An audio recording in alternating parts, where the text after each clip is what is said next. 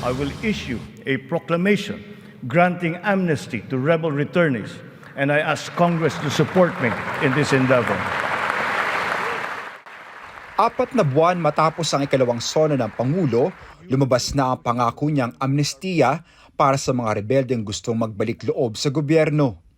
Sa ilalim ng Proclamation 403, pwedeng makatanggap ng amnestiya ang mga miyembro ng grupong revolusyonaryong partido ng Manggagawa, Revolutionary Proletarian Army, Alex Bongcayo Brigade.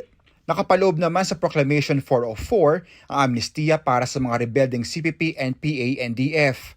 Proclamation 405 naman para sa MILF at Proclamation 406 para sa MNLF. Pero ang amnestiya ay para lamang sa mga kaso na may kinalaman sa mga paniniwalang politikal ng mga nasabing rebeldeng grupo. Hindi nito sakop ang kidnapping, massacre, rape, drugs at iba pang krimen. Hindi rin pwedeng bigyan ng amnestiya ang mga rebeldeng kinasuhan sa bisa ng Human Security Act of 2007 o ng Anti-Terrorism Act of 2020.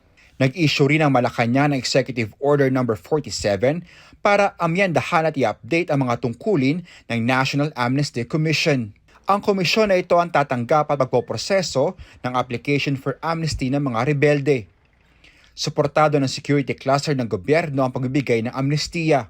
Ayon sa National Security Council, malinaw na instrumento ito para isulong ang kapayapaan at rekonsilyasyon.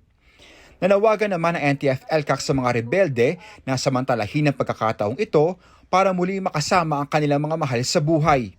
Tiwala naman si Defense Secretary Gibo Teodoro na patapos na ang panahon ng rebellion sa bansa.